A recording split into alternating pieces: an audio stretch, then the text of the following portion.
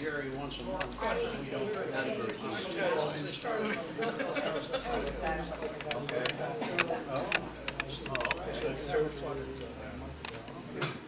You think the net gutters?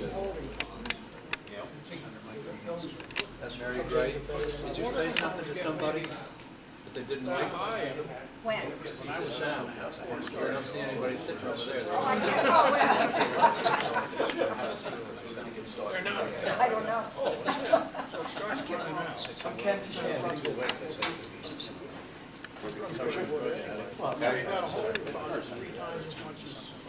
I think they know me. All right. Tom, I don't know if you want to move around or... It must have been when they moved the school, when they moved the school. That's my brother. It's the hooker that built, actually, when she built that bridge. No, when they built the other, The yellow brick. yeah. I don't even know what the date on it. There was something in it. Oh, it changed to Goshen Central School. Don't give away the stuff yet, we got to get it on film. Well, this is more recent stuff. I forgot what I said. Well, A little late now. very recent. Very graduated. I had notes for you. I'm not going to go around the table. First of all, I want to thank everybody for coming. This is really an exciting moment for me this afternoon to have probably 1,000 years of history sitting around this table. Seems like it. We're not that old. Let's see if there's 10 No, of but us, if 10 there's 10 of times us, 100. well, there's about 12 of us here, so we're close. Yeah, we're close. And I know all of you know each other. I'm sure that you all know each other. But just for the sake of this document, I'm going to ask each of you to introduce yourself. If you'd like to give a little background about how long you've been in Goshen, if you graduated in Goshen, if you didn't graduate in Goshen. But first of all, I'd just like to get an introduction going. I'm going to start right here with Bill Finan. Bill Finan, and I graduated from Goshen Central with Mary Gray's brother, and that was in 1940. And I've been in and out of Goshen most of the time with Goshen, and when I retired, I've been spending a lot of time in Goshen. And Were you born here, Bill? In I Goshen? was born here in the old hospital, In the old hospital. so I was one of those, just like my friend across the row. And I guess that's about, and of course, Finan's Pond had a big ice box, a big ice house. And of course, there was Finan's coal yard over here by the bank. And of course, Finan's Hotel, feed store, my grandfather, all of that stuff, and my dad, so forth. So that's a nickel. That's a nickel toy. Now, they had a bar too, didn't they? Because I can remember as a kid, Good luck. a bar Oh, where yeah, you could get absolutely. drinks. It was Finan's Hotel. Oh, yeah, and there was a bar. And we had a restaurant and a barber shop Anybody eat there? and a, Did anybody eat there? Just drank. I did. Boiled eggs. Boiled Boiled eggs. Where was that hotel, Bill? Beg your pardon? Where was the hotel? It was, let's see. Farmer's Hotel. Oh, the Farmers Hotel. No, That's right where near, the well, gas okay, station. Where the gas station is now, next to, down the street from Joe's father place. So it was next to what was the Lloyd's gas station at one time? It was Goshen. That's part of it. That was That's part the of He it. had that whole area Mm. to fill the grocery store, the barber shop, the restaurant, the bar. Oh, is that what burned down sometime in Yeah, the we sure 60s? as hell did. Christmas Eve. Christmas Eve, yeah. Yep. When the telephone operators got the awards from the Oh, fire companies, because they kept waking the men up, Well- and they weren't about to come out on a and cold, freezing they night. saved my uncles because they called and wake up. Hmm. Interesting, That was quite a fire. yeah. What year is this? What year was that? 60, yeah, 63, 64. I'm sure somebody would know that better than I would. I know it was Christmas. Christmas of '63. See, Christmas of '63. Christmas Eve. That's pretty impressive. And then we'll move on a little bit. Mary Gray Griffith. Mary Gray Griffith. I was also born in Goshen, graduated from the high school here. I graduated from, oh, you did too, from the one up there.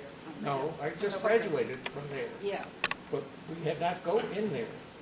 We were the first used building, used the auditorium to have a the graduation, but we never used it. that's right. You were one of those that Yeah. did the whole good stuff. The old stuff. My claim to fame, I think, is that my great-grandfather came here from Long Island in the early 40s, and he, among other things, was one of the editors and owners of the Goshen Independent. And your grandfather was Sweezy? A Sweezy. Sweezy. His name was Moses, Moses Sweezy. great-grandfather. So we've been here 4 generations. Now, did he live in that house that you recently moved? No, my grandfather bought that in 1895, 96, something like that.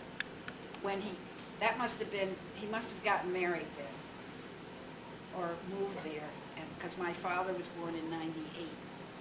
And I don't tell when I was born. But you all know. Because there's one group to say that. I know. Age doesn't matter here, you know, it really doesn't matter. Like a fine wine. Memory, yeah, but the memory goes. And where did you live most of your life? I was born and brought up in that house. On the corner, on Yeah. Scotchtown? Mhm. Wow, And my dad lived there till he died. very nice. Ken? My name's Ken Tashan. I write the sidewalk stories for the Indy. I was born in Cornwall. I graduated Washingtonville. I came to the wrong meeting. I'll see you guys later. Orange County, our family goes back to 1905, all Cornwall side, but I came to Goshen 15 years ago. But as a kid, I was always in Goshen because we grew up at Tomahawk Lake, where so you right down the road. And Goshen was the happening place, and you guys had traffic lights and things like that. So Running water and running water, you know, that was it. And I'm a little younger than Ray, so folks.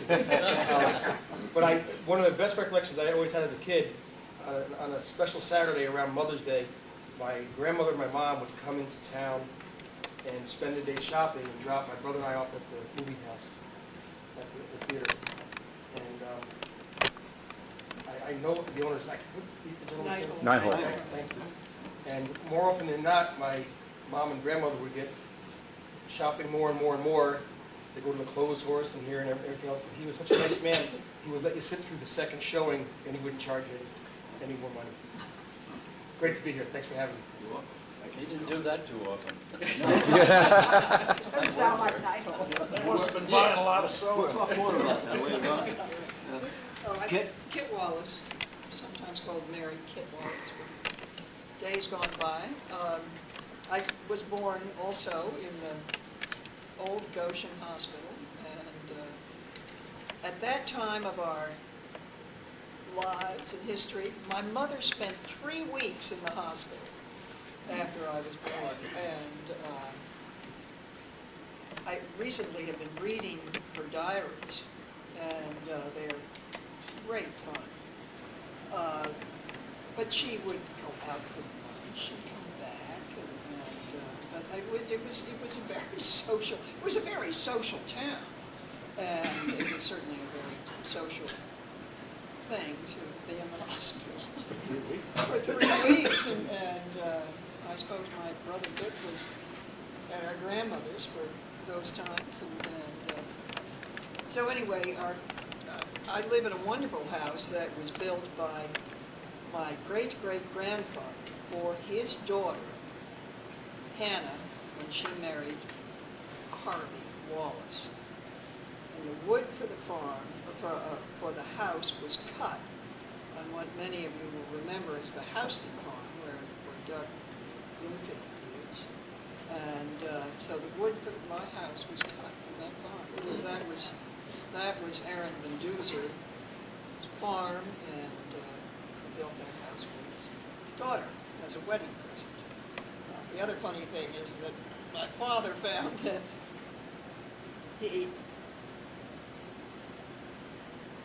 Hannah never had clear title to the property until her husband had died. I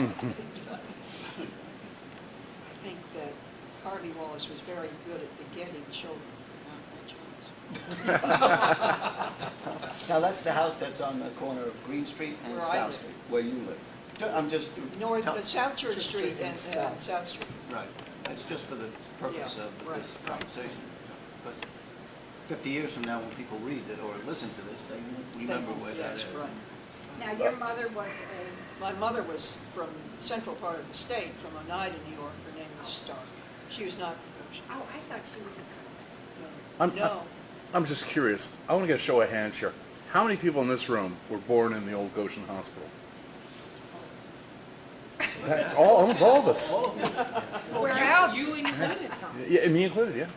Wow. Yeah. August 16th, 1958. No, my grandmother was a Cudahy. My father's mother was a Cudahy. Oh, that's weird. Okay. Yeah. Mr. Connor?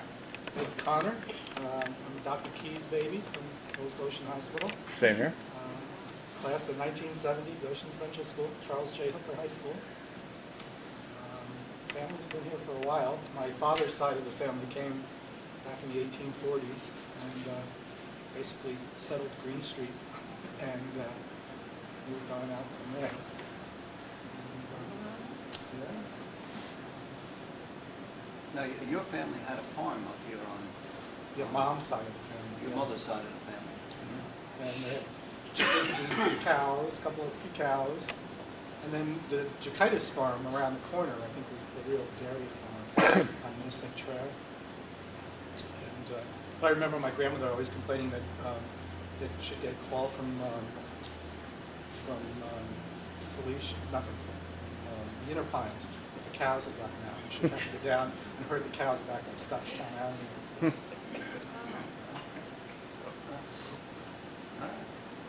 Mr. Reising? Born and raised in Goshen a couple of years ago. Graduated Goshen Central. Member of the first class to ever go through Charles Hooker School from 5th grade to graduation. And great school that it is, it's still doing its job.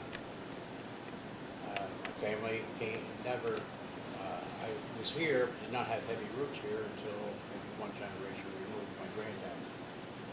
And born in Goshen Hospital, I might have said that, I raised my hand.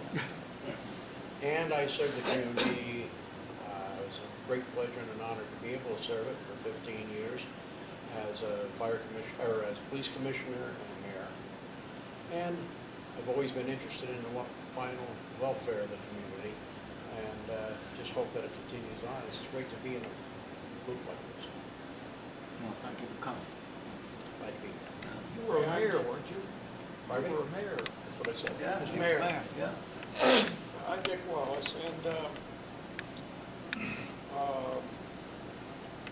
I graduated from Goshen High School in 1947, but more interestingly, there may be some other people who also attended it, but I went to the school that's gone now.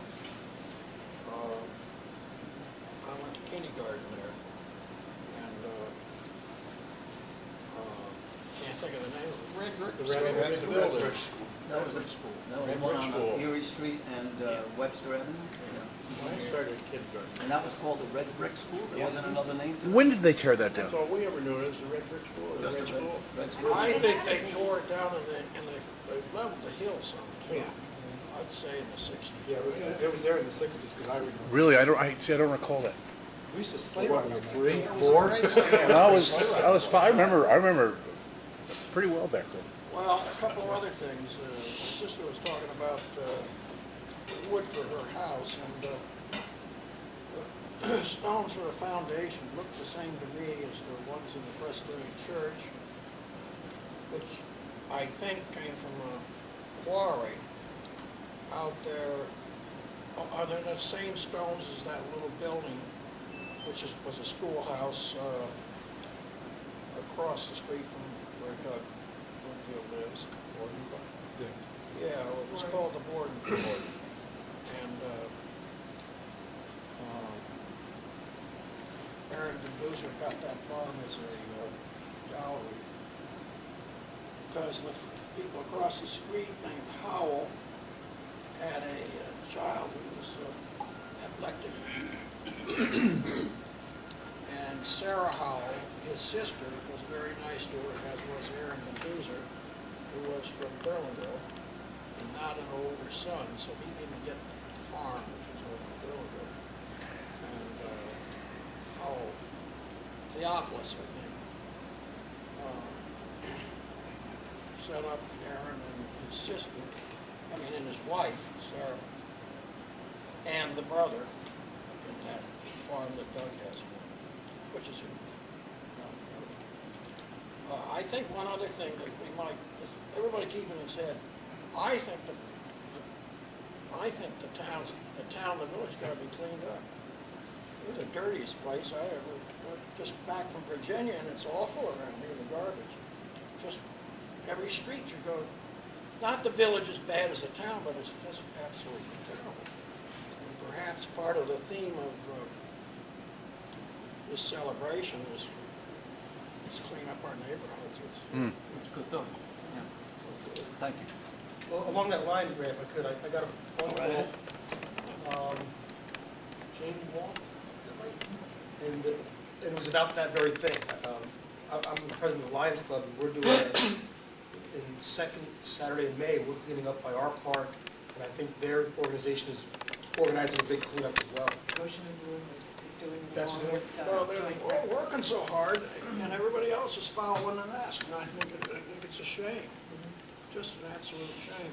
And I think that if community service is something which is punitive, maybe the judges ought to assign so many feet of, say, Route 17M to the malefactors who are convicted of various crimes which don't incarcerate them. But, I mean, some of this community service is nothing. Put them out there and let them get a Deal with bag the and plastic clean up bags. those areas. I'll be there eventually. I'd like to elaborate on that, but we're getting off the subject here, but thank you for your input. I appreciate it. Walt Jensen. Yep, born and raised in Goshen, and again, Goshen Hospital, the old Goshen Hospital. Graduated from Goshen, similar to Bob, started my schooling in the Red Brick School, and went to Main Street School, and then up to the Hooker Building, where I graduated from in 1950. And I've lived in Goshen all my life, with the exception of 4 years in the Navy, and did my touring there, and come back to Goshen. I've contributed 51 years to the fire department, and enjoyed it all. Which fire department was that? I'm in the Goshen Fire Department. I'm in the Minnesota. Minnesota. Past captain, past president, everything's past. Speaking of past, your father also lived in Goshen, right? Okay, my father was known as a district serviceman in Goshen. If you wanted a service hooked up to your house, he would be the man to call. And he'd go out and hook it up. Any storm trouble or anything, he basically covered it. And if it was a big storm or something, he'd call in help from Monroe. And they'd send a crew up. And that's where my career with Orange and Rockland started also. I had 39 years with him. So. Now, was it your father or your grandfather that used to, it must have been your grandfather, used to turn on and off the gas lights in Goshen? Was that your grandfather that did that? No. I thought you told me that story. No. No. My father, we lived at what was called the Goshen substation. We moved up there and from numerous places in the village, houses, and we moved from West Street. Well, my father owned the house on West Street across from your buildings. I told you that before. and we moved up in 1940, just before Pearl Harbor. I can remember sitting on a Sunday afternoon. Of course, we didn't have television then. Listening to the radio about Pearl Harbor being bombed. Sitting there as a family and hearing that, because again, Sunday afternoon, there wasn't too much going on. Shut up. And that was it there. No, There was but- after that. As far as the street lights, not gas lights, the electric lights, they had a single control where we lived. And if the street lights didn't go on, they went on by a photoelectric cell, which was a great thing at that time. And if they didn't go on, my father would go down and turn them on manually. Then, Light up Old Goshen. yeah. Very nice. I have a story about his father, who could get a little passionate about things from time to time. And the clock in the steeple was causing trouble because it was never right. And Bill was commissioned to fix it, and I think he did. I presume he did, but I Yeah. think it got fixed. $100 a year. But very shortly after it's fixed, there was a card game going on in the firehouse. And he was there, and Judge Coleman was there, and the clock struck. And the judge came out and looked at his clock, and Bill hit the seams. He just pulled it out, the needle. The one other thing, when I got out of the hospital, there's a picture of me and my mother, and I'm being held by Mrs. Bryson, Bob's mother. Is that right? Your mother worked at the hospital? My mother was OR, and then she did special duty. No, wow. There's only two of them in the OR. One of her story, it was she and Margaret Leakey, and they worked with Doc Lippincott. And the day my mother came home from her honeymoon, Lippincott sitting on the front porch like this. Thought you'd be home today. Got an appendectomy and 2 hernias to do. You think you made? My mother went right inside, got her uniform on. My father unloaded the car. Can I just say one thing? You know, twice we've mentioned the Old Red School. And just so it doesn't get lost in the conversation, the Old Red School during World War II was turned into a trade school. They taught them welding, they taught them steel working, they taught them woodworking. This is World War II, so that's the, you know, for the war effort. And it was after that, not too long, that it met its demise. Mr. Donovan? Uh-huh. Joe Donovan. And when they write my obituary, it's going to be born here, lived here, and Died here. hopefully die here. I was born in Goshen, and my family came, my grandfather came in 1888, 1889, and he had a carriage shop, and he was a funeral director. And Carriage shop and funeral. yeah, on Greenwich Avenue. And my father had a garage, service station on Greenwich Avenue. And there were 6 of us in the family, 3 boys and 3 girls. We lived on the corner of Grand Street and Spring Street. And Bob's grandfather lived in the same house on Spring Street. You're a tough bunch. Yeah, R&R Taxi. And his grandfather was a tough guy. He'd come home from a trip, and we kids would be in the yard, and he'd go pick the nickels up, throw them down. Mom said, "What's the matter with you kids?" And he'd have us half crazy looking for money when he'd walk in that house. He did a lot of things. And there was 6 of us, and the house, the apartment was small. We used to eat in the kitchen in shifts. Of course, there was one bedroom with my mother and father and Carol. The other bedroom, Susie and Marilee. And then there was Bob, myself, and Jack, and my cousin when he came up on weekends in another room. So, Wow. yeah. And where was this house? On corner of Grand Street and Spring Street. The house is still there. Yeah, It's still an there. apartment building. Yeah, It yeah. Still isn't. Still is, yeah. Why don't you tell us a little bit about your career in Goshen? Well, I graduated from, they started World War II to get me out of school. But I assumed I graduated from Goshen High School. 3 years in the service, came back. And became a funeral director. Worked in the garage, then on the town board for 12 years, and the Goshen Village Planning Board for 8 years. And I was an officer in the declination of the whole company. And I got 3 good kids and a good wife. Mhm. That's important. Yeah. And then now you're, just for the sake of this conversation today, your funeral home still is in operation, and did you sell it to Mark? Yeah, You did. yeah. It's independently owned. Conglomerate doesn't own it. Uh-huh. It's been here since 1889. 1889. Yeah. Has been in the family. all Yeah, right. yeah. That's great. And that's in the Let me- Goshen, No. Let me say, Joe? Oh, let me say for the record that I grew up next door to Joe Donovan's mother and father. His mother died when I was very young, though I still remember her. She died in 1964. And his father died 6 years later.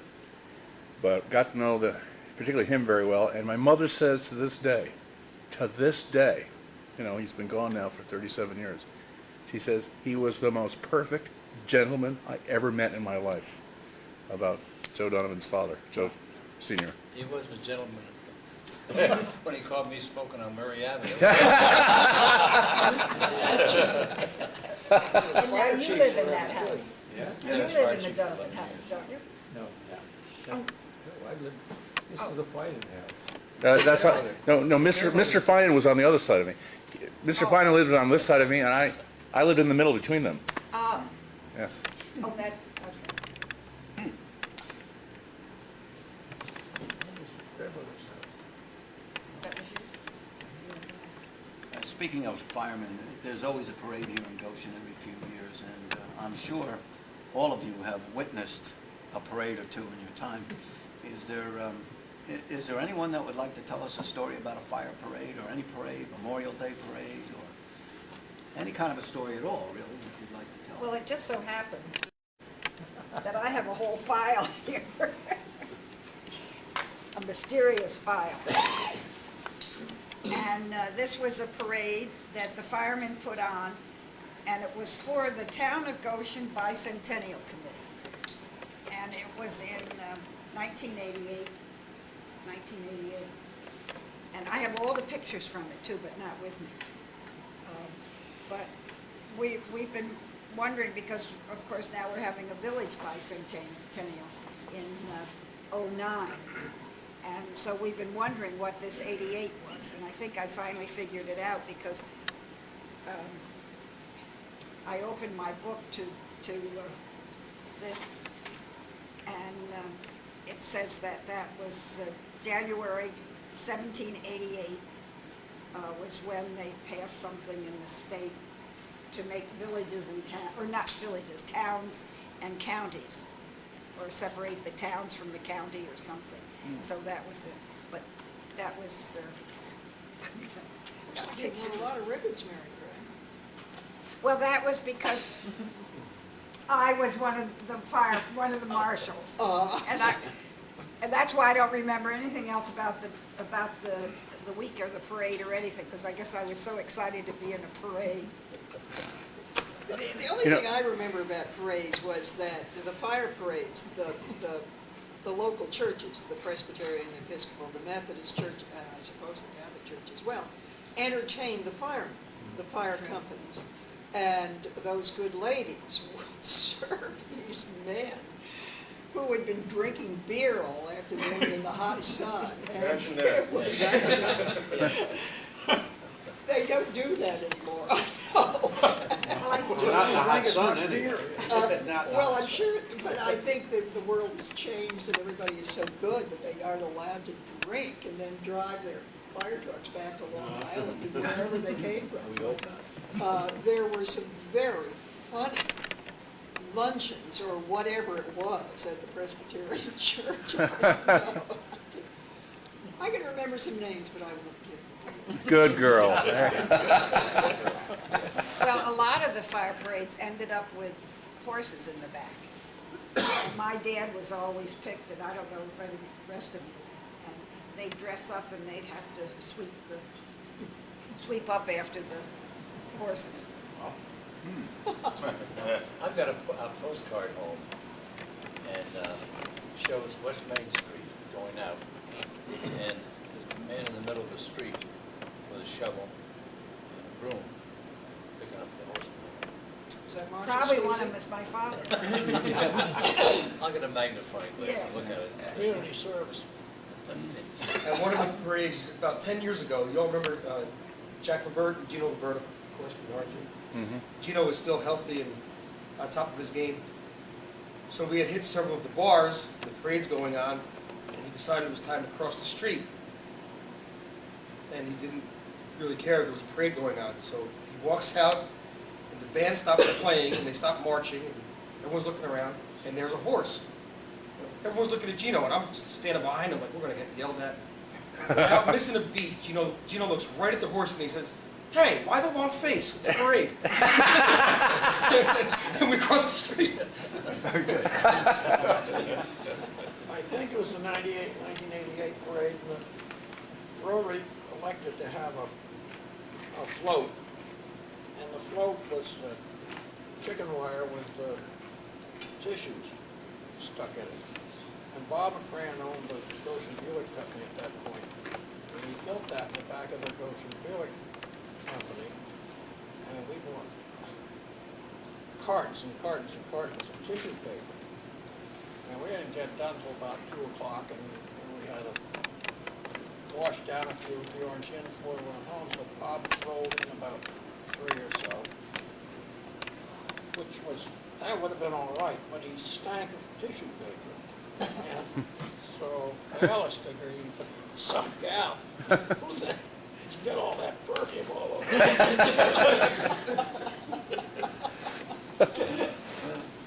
They had fire parades every year then, did you know, not Every other year. was it, when did it start becoming? Every 2 years. We used to Now have it's every like two, every now it's three. Every 3 years now. Every 3 3 years now. Cost a lot of money. It's a lot of money. Gets very expensive. Awful lot of money. One of the other things I was trying to get you to speak about was what you remember of the downtown when you were children. Primarily what was happening at the railroad station, the Occidental Hotel, down on West Main Street. And I'm sure some of you have some fond memories of it. And I know Walt has told me quite a few memories of what went on in the railroad tracks when he was kids, what they used to steal, what they used to destroy, what they used to they'd go down there and take the coal off the tracks and things like that. Had to have something for the fire. And I'm sure you all have fond memories of a particular place that you used to hang out when you were a kid. I know Ed Connor talks about those 3 little buildings that used to be on the corner where the Goshen Savings Bank is now. You spoke of that many times. Was it McShane's or something Yeah, like that? McShane's store was there. McShane's, And yeah. then, Son was killed in service. yeah, some guy in the war. Gold Star Mall? Rose Forest. What was that? Jackie, Jack McShane's son was killed in the war. Oh, okay. And, Jack and Jim. Jim McShane's Jim, brother. they ran the store together. yeah, that was a nice store. I don't remember that. Wait, when did that close down? I remember the 3 buildings, but when did that The store store close? was closer to the square. See, than the houses started. I have no recollection of Remember that. Cliff Johnson and the jeweler? My Do you wedding remember him being ring on the came corner? from Cliff Johnson. Vaguely, yeah. I remember the jeweler. Oh, next door to him, there's an alley between them, going up towards Sutherland's garage. Huh. Well, let's see if we can get some. I can remember West Main Street. I mean, I could tell you all the stores going down. There was Mrs. Robinson. Isn't that funny? I can't remember what I did yesterday. And Now, then there was- where are we starting, Mary Jane? Where- Oh, We have to start with corner. Charlie the Barber. Oh, yeah, the barber was on the corner. This is where. Oh, Charlie Triggin. I remember him. Was that a Trigan? Now, Yes. this is where Goshen Gourmet is now? Yes, Is that where- yes. okay. Charlie Triggin. So what was there? And Always then smoked there a was cigar. Mrs. Robinson. She had a wonderful stationery store and gifts. A lot of my wedding gifts came from there. And then there was the ice cream store, Lobdell. Lobdell's. Was that what it was? And then there was Lobdell's, Long. Hal's Luncheonette. The pantry. On that side of the street or? Yeah, Yeah. That's That's where that originated. Yeah. It was the pantry restaurant. the Where pantry. Linda's Called it is the now. pantry restaurant, it wasn't housing. Pantry. Oh, that's right, it was the pantry. And that's where Linda's is, Linda's office Yes. supply? Is it? Okay. And then there was Hopkins, and then there was Rosenberg's. It was a 5 and 10. Wonderful 5 and 10. Then there was the Alley, and then there was the Grand Union. Union. And you know, they, Bank before then. no, I haven't the gotten Grand there Union. yet. The Grand Union, Then the bank. Oh, Grand Union. Grand I thought you were Union. right. Green store. and A&P. they There's a nice put drink their, store in there, they too. put their, well, that was on the other, next. Yeah. But anyway, I remember distinctly this story, that, was it a Grand Union? Grand Union, there, because the A&P was, but we had 2 stores plus Wanger's, 2 grocery stores. Plus all the little grocery stores. Yeah, but anyway, they had their vegetables all out front, so you could just walk by and look, and I'll never forget my dog. Wet on the spinach. Maybe that's what happened to this last spinach skid. Boy, did I get out of there in a hurry. The only dog at that one. But then there was Argonauts, Yeah. and that you walked up into too, remember you? Oh, Constandy was in there also. Yes, Yeah. that's right. Yeah. Now, what year are we talking about, Mary? What, Oh, I guess the 30s?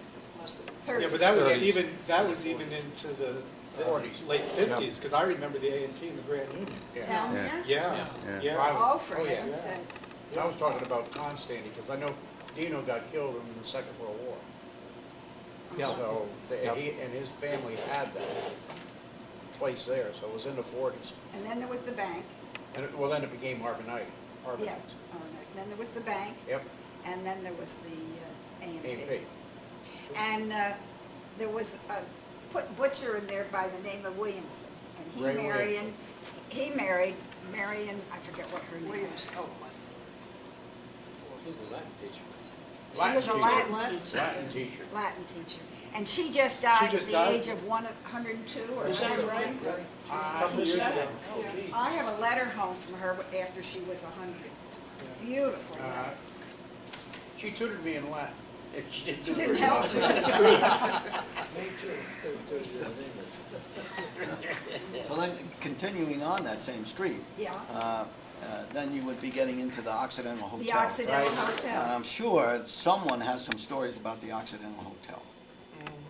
Well, I knew. There's one right there. Bob's gonna tell Where you. the night it Bob burned, probably that's has for better sure. stories. I just- Well, we used to, my granddad had a taxi, and Joe McGuire used to call him all the time. And he'd come out and he'd give him the money. He says, that's all he's got left. He says, I got the rest, but take it home. And of course, right next door to that was a barber shop.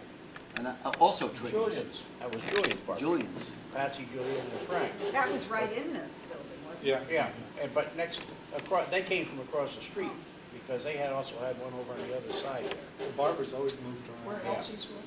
Pardon me? Where Elsie's is now, was there? No, across where Joe Fixes started. That was Or Mendez. almost was Oh, started. oh, okay. The Ranger building, they call Oh, it okay. your building. But where you went around to one, where it says one on the building? Right, Railroad Railroad That's- Avenue. That was the,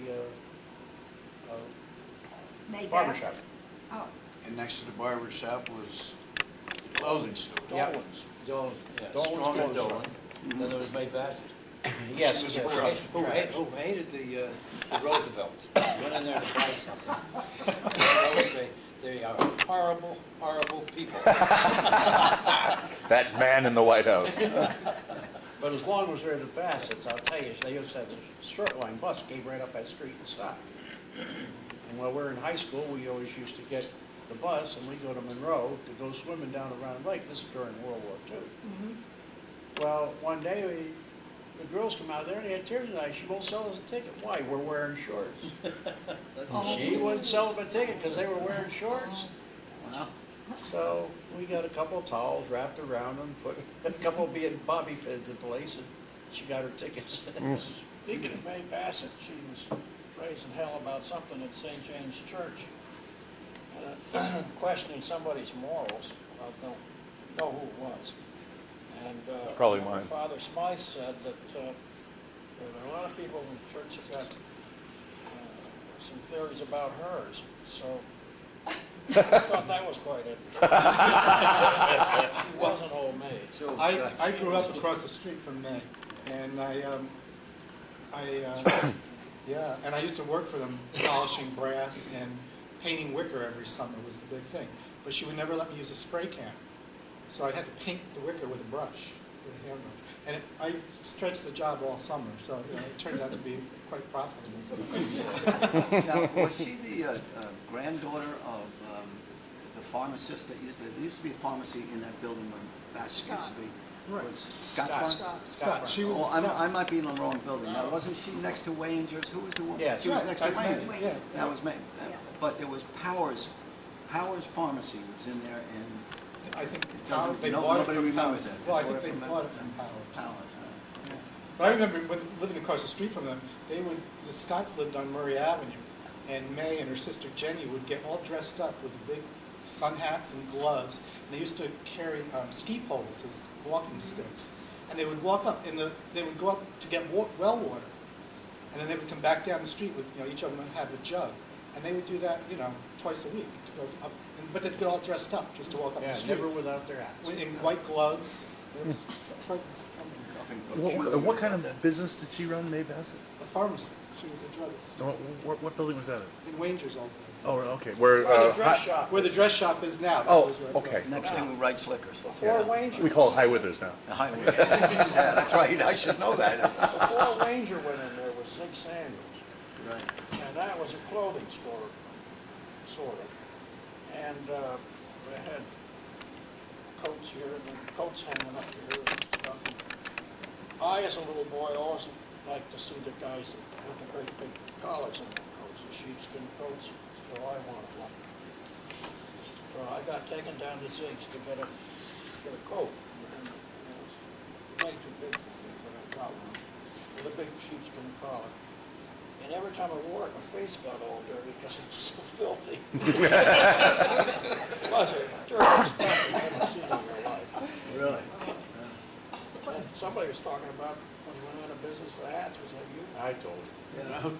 Zig went out of business, and every kid in town had a derby and a top hat. When he closed the door, he closed the door. I had to say, what was left, out it went. Now, that must have been in the 40s, Yeah. because Wanger took that over, I think, in 1946 or 47. Yeah, it was in the something like that. 40s. Yeah. But the other story my grandfather was telling about Zig Sandals, he said he's the greatest guy in the world. He said he could sell anything. He said he'd put a coat or a hat or a suit on you, stand you in front of the mirror, and if it looked a little big, he'd grab it in the back and he'd pull it tight. He'd say, "See how good that looks?" He says, then he'd grab you out in front with this one. He says, and turn you around. He says, "You were tight and well fit in the back." He says, "Fit you good, Joe." He says, "This is what you want." There's an old fellow, Charlie Rogers, who worked for John Complete. John Complete had the furniture store. In He the was a old funeral- Flatiron building, correct. Yeah, and he was a funeral director. And Charlie Rogers was Monroe, and he worked for John. And John said, "Go over and see Zig Sandals and get a suit." So we went over and got a suit. I guess they had the horse and wagon there. And the first funeral that he wore it on, it rained, and it shrunk on him. And they broke it to hell away. And an old wool suit and shrunk it. I go back to Zig's and get another suit. As far as downtown you're talking about, I always used to have some pleasant memories. I was a young fella then. Used to remember going to Grand Union, getting one of those nickel pies, take the nickel pie and, table talk or whatever they were at that time, walk down to Lobdell's and get an ice cream cone, and I had my instant pie a la mode, and I'd walk home up to the old substation carrying my pie a la mode, or eating it on the way. It would have melted. Yeah, yeah. We used to go to Strong's drugstore and get with a quarter or half cup or a pint of ice cream, Hershey's ice cream, Oh, go down to the park and eat it. Yep. Is that when they used to pack it? Loose No, packet, okay. yeah. Loose pack? No, they used to pack it right then and there? No, he's talking about It was already came from the packed. factory. Hershey. They packed it at Howell's, Yeah, the Dollar Madison stuff. yeah, that was good ice cream. What's the history behind the building that's the Wonder Bowl? I was told that was part of the post office. It was. The Wonder It Bar was. was. Wonder Bar. The Wonder Bar was a post office. That was the post office. I thought it still was. No wonder I'm not getting it. No wonder I'm not getting any answers. Stamps aren't 15 cents anymore. The whole building was the? You know, there was a pool hall in there too. And Oh, my yeah. father had Whitey that. Casmark's pool hall We My never was, father frequented had those that. places. Where as Whitey- you're facing the Wonder Bar to the left. In fact, it's like a back room now to the Wonder Bar. I've been in there quite a while. Couple of weeks. There was think it's been a wall between the Wonder Bar and, or the post office and the pool hall. Yeah. I don't know when Whitey Casmark, Barrel they used to call him. Whitey Bought it in Casmark. 1935 from my father. Okay, Well, 1950s. but it was a billiard, they had a couple billiard tables, and then they always had a little poker game in the far end No. by the track. Used to go in there and play, I wasn't really allowed in there much, but I'd go in there, and there was a light hanging down over the table, the green table, you know. Little money exchanging, you know. And there was a house on the corner, well, there's a building there now. Where I think Well, it that's was the the store. Doremus grocery store. Yeah. That was the grocery store Yep, next to another the? grocery Okay. store. Oh, okay. Wasn't Jim one of Ballard the- also Jim was Ballard there. hung out there, that's Yeah. right. He was Jim and the Bessie. owner, and he also almost all the property around Goshen. Owned a lot of Jim Ballard. That's right, Yeah. Jim Ballard. Jim Ballard. One of the first little jobs I had, he had a guy by the name of, forget that one now, but anyway, he had the horse, we always delivered, he delivered groceries with a horse and sleigh. Well, nobody ever wanted to go with him, so I went and we put this big robe over us, we go along, he'd stop me, take the groceries into the place. Man, I was glad to get out of there when it was all done, because it was cold out in those days. But I used to deliver. Who was the old color fellow? Baltimore. Baltimore. Gus Baltimore. Yeah, he was a slave or? I think Was it he? was. I He think worked he for started his Finan, didn't life, yeah. He worked for you? Sarah. Your family? Who's that? Baltimore, Gus- the black guy. How about, Heck of a nice how guy. about Sarah Lumber? Not them. There are others, but not him. I don't know. I know he lived down there at the McCarty where Viv lived. Yeah. Across from the racetrack, he lived in one of those buildings back Yeah. there where Michael Turley lives now. We had a lot of characters in those days. But in those days, you didn't have to leave Goshen to shop. We could walk downtown, go to the meat market, fish store. 4 Corey's. meat markets in Goshen. Yeah. 4 at that time. Yeah. And then about the same time of grocery stores as well. We didn't lock our doors either. No. And I can remember going past Enterpines after the movies, 11 o'clock. The movie would get out about 11:15, and we'd have ice cream, and then I'd have to walk home alone. And it wasn't that I was afraid of somebody raping me or anything, because they didn't do that in those days. But, you know, it was scary. But It's a long way across the lawn. Everything Yeah. always used to be family never thought anything of it, 11:30. multiples in Goshen.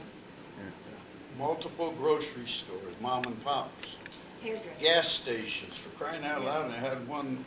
On every corner. They had, just about on every corner. Yeah. Gas Good was guy. a quarter a gallon, of course. Many bars. Bar Bars. rooms. Bars. Bar rooms all over. We're gonna talk a little bit more about that. Would you like to take a break and get some coffee or a drink I have and something dessert else? And Dessert, if you'd like to take a break for a few Coffee and minutes? cookies. Otherwise, we can keep going. You know, it's up to you. Want to take a break? 5 minutes? I might Break, forget. 'cause you're- You remember the bars. The bathrooms are right through these doors over there. if Oh, anybody's- 13 or 14 of them.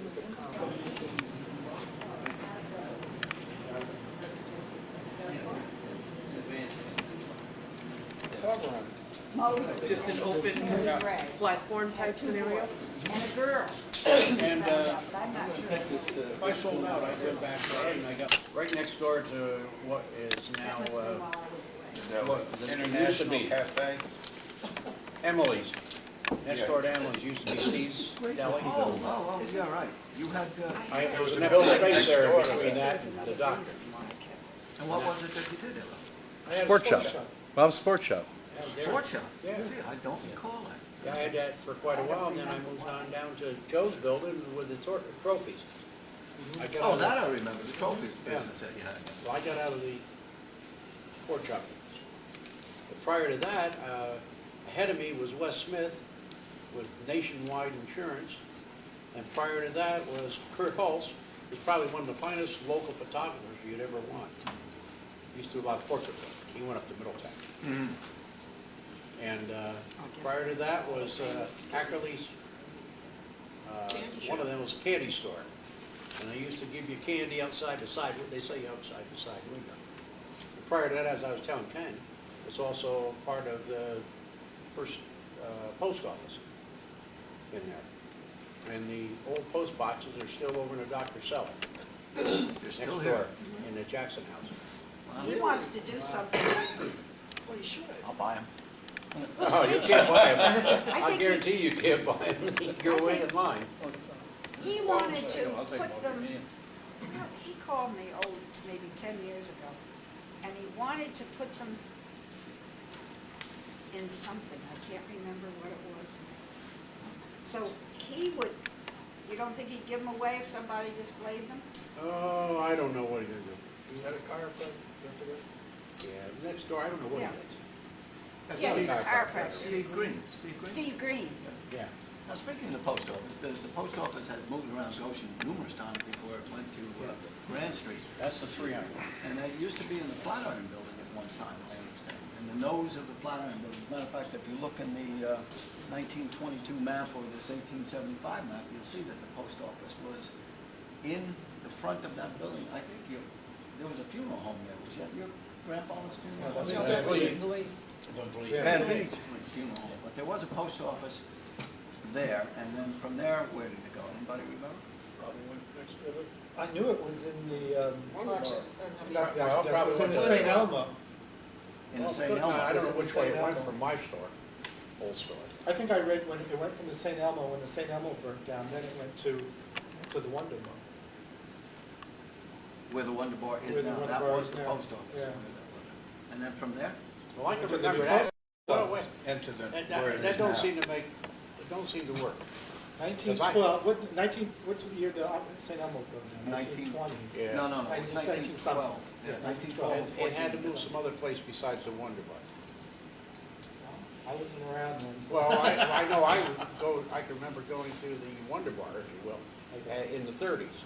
And I can remember it just before that into where I was. But I didn't know about the Flatiron Building. Yeah, it was one of the original places. But like you say, it just flopped all around until WPA built it Yeah. in the 40s, or Yep, 30s. that was Well, 1935. maybe that's how the It was stuff built. got in Steve's basement Must be. Must be. from yeah. the Flatiron Building. Mhm. Could be. I think they stored it there and it's still there, Mhm. Joe was like just everything else. mentioning to me about the movie theater, was it, on St. John's? St. John's Oh, Street. yeah. Goshen's original theater. Mhm. You want stories about that, we got It used to. to be on, it used to be on St. John's Street, Yeah, it The was- movie theater. yeah. Most of it. Now, Movies where were, Where the the town parking lot. parking lot. Central is. Theater. 10 Central cents. there. Yep. it was a town garage too after that. Yep. Then it, after the theater, it was the town garage. Now, the first theater in Goshen, which is that where we're talking To about? my knowledge, yes. Yeah, and that's, what year are we talking about now, do you think? Wait, earlier Oh, than it had that, to be. because old, Yeah, I I don't can know, remember no, going there. Fred when Hawk, I the was origin, right? Joe, when the Fred Hawk was. You didn't do that. Let me see, it was open, what, just Friday and Saturday? This is gonna be a good college, Every so day. I'm peeing on Back that. days. You're sneaking into the movies. Couldn't be open on Saturday. I don't know what it was. I'm not gonna. Oh, my Saturday God, afternoon not that. matinee. I don't care about being. You know what I'd like to know? Yeah, well, Joe said. Was that it big? Segregated. Yeah. I don't remember that. And if you wanted to smoke, you had to go to the balcony. Blackbird shed. You could smoke in a movie, but you had to go to the balcony to do it. Did Charlie Farrell make you do it? It was pretty Because dingy. he was selling cigars. Well, yeah, you're right, that's another story. But the building had been the cafeteria. Yeah. That's where the street got its name. From That's St. That's John's correct, Street. right. The actual building had been the Catholic Church? Right. The first Catholic church was on that street. And St. But that John's. burned in, I think it was 18, No, the big church burned. what? That was the original 1918. Catholic church, that didn't burn? No, that became the movie theater. The church itself became, Yeah. I always Yeah. thought it was the And then And rectory. then it became the town garage. Mhm. Now it's a parking lot. Now, when did they tear that down? Was that in our lifetime? That's quite recent. What? 1960s. Do it. May Park? What is there about Well, let's see, Goshen's? I was born, not when I was born, but I was married in 55, so that got tore down around 57, 58. Right. Jim No, I McGarry think worked in No, that I great think it big was tower. later that than It was on later my than top. that. I think Well, it it was- could be that. Danny Maduro was highway superintendent. I would Danny Maduro. suspect so. Yeah. Do you know what I'd like to know? What is there about Goshen's past that is long gone, long vanished, that you miss, that you wish was still here? Sleigh riding down Dustin Avenue, Or Green Street. from Golden Hill Avenue all the way down to the railroad tracks. Yep. Huh? And we used to, behind the CP Center, there was a Pond. Pond, X Pond. Yep. Hex We Pond. used to play, Skate there. we used to Snapped the whip. play hockey there. Yep. And the girls were tougher than the boys. Oh, yeah. We'd light a fire, or it down at the bottom of the hill, what was the name of that? Mud Pond. We'd ice skate down there. and you know, And we didn't have any we all parents walked, around. we all walked over there after school. So we must have taken our skates and our warm clothes to school. And then we walked home in the dark from Yeah. there. Or we went up to, what did they call the pond up there, up along the railroad tracks? Barnes, No, out this way. Barnes. Oh, Barnes. Barnes, Yeah. and we walked up there. We used to walk out to tunnel and chase the cows out. And swim. We used to swim it. Oh, yeah. Yeah. That was a long walk. It's a long walk. Yeah. It was a long walk, but Yeah. I don't remember it being unbearably. No. Well, it was worth it. It Oh, well, was a we used to, swim. well, then, of course, by that time, I had a bicycle. Oh, God.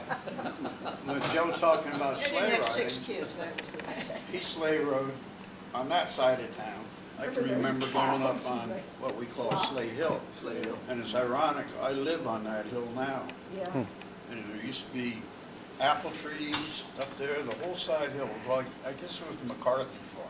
Right. And Jim Ballard owned it, and I can remember Yeah. speaking to him in Remus's grocery store and asking him, please, to mow it. So, I mean, cut the hay down so that so we could sleigh ride, but we would Yeah. sleigh ride there all the time. It It was was a a nice wonderful hill. place. But Wonderful place. it's all barren, it was all barren now, of course, with the exception of the apple trees.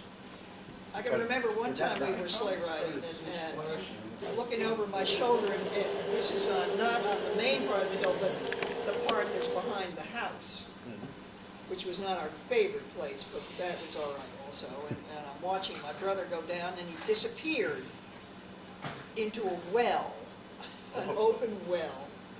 And so, we all go rushing down, and there he is. It was a dug well. He's against the stone wall. Didn't seem to hurt him much. I had a sled I'd saved all winter for. It was an airline racer, and I bought it at Hopkins for $4.50. The price, which is still on it, I still got the sled. It was $5.50, and because it was April or something like that, I got it for $4.50. Now, whether my mother paid him the other dollar or not, I don't know, but I remember if you save your money all winter, in the spring it would be cheaper, and then you get enough money to go buy the sled. I've been more of a lesson. Still got the sled, still busted from going down in the well. Well, I did win the race. I was looking back to see where everybody else was. To the side hill again. Remember the barn, Oh, yeah. McCarthy barn? Oh. During the war years, they had a cupola on top, and they used it for plane spotting. That's right. For, I don't know at the time they call into maybe store. Yep. New York. I don't know where Call they it a called store. into planes to. I was a but spotter. I got a I can certificate. remember going up, Being a spot. Yeah. going up in there. We used to do that. too. Cap Shirts taught us all. Yeah. Yeah. That's Keep right. showing up these silhouettes, you're supposed to know what they were, and of course, Yeah. Well, we had those courses. every time they had the thing that they showed up the Japanese zero, everybody said, oh, Johnny got a zero. Like, Cap saying, you shut up, you're not supposed to get the answer. Everybody used to walk to school in those days. Yeah. We'd have a whole bunch on start on Golden Hill Avenue, with Constanti's and the Ashmans, come down Tustin Avenue. There's a couple others. And then, yeah, Wickham Avenue, and Grant Street, George Robinson, Charlie Hooker, Al Miller, my brother and I, all walked to school to the yellow school building. Then the group from up on Prospect Avenue, they were a tough bunch. They walked on the other side of the main street. Well, they were from the other side of the tracks, Joe. Yeah, they were, yeah. They were tough, but we didn't fool with them. And that's literally true. They were on the other side of the tracks. Yeah. But it did make a difference. Oh, yeah. Yeah. That's why the firehouses. But there was no we had so much. structured play. And we couldn't get out of the house fast enough at night. Except, play marbles, go ride on a bike, or play baseball. We'd make up our own rules. We had a fight, but we didn't have to fight. The parents didn't interfere. We had more fun that way. I remember one time my brother and I got into trouble, I don't know what it was, and we had to be punished. So the punishment was either getting spanked or staying in after supper for 2 weeks. My brother took the spanking, I took the 2 weeks staying in after school, or after supper. That was hard to stay in after supper. He's talking about, one side was Joe Strong's team. There were some teams. And the other side was the Hill team. Do you ever get to think, the feeling that kids today are not storing up the kind of memories that you're storing up because they got this instant gratification? They go to the computer, it's on everything on television. It's all electronic now. They're not doing those outdoor adventures anymore. Possibly because maybe it's their parents perceive it's not safe, real or not. They're not storing up these memories that you've stored. The same kind. I mean, Could be, yeah. I get I that. don't think there's definitely not the social activity today that there was back then. I mean, there were dances all the time. Yeah.